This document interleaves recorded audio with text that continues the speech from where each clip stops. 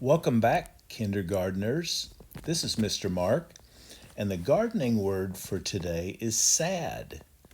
S-A-D, sad. Sometimes we are sad for our seed because things happen in a garden that aren't good for the seeds. First, let's check in on our plants. Here you see our beans, our squash, and our pumpkins are all doing mighty fine. Now we look at our radishes. Oh no, they're kind of smashed down. What's going on? Even worse, our beets. Oh, our poor beets. There's hardly any left.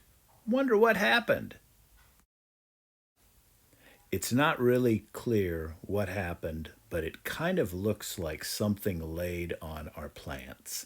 This neighborhood kitty, it could be the culprit.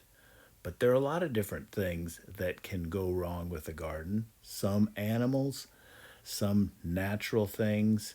We'll take a look at a few right now. Some sad things for a garden come from nature. Could be a hard rain, maybe a strong wind, or hail like this that I'm holding in my hand.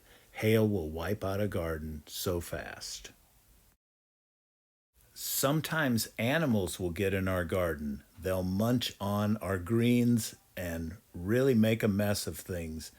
These deer are an example, but also cute animals like this raccoon will get in and they'll tear things up.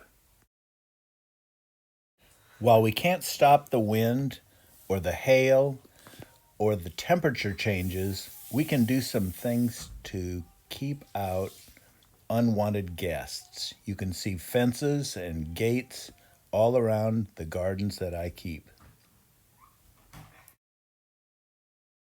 And we don't want to make it so hard that we can't get helpers, even with Daniel Tiger hats on, that want to come and work in our garden.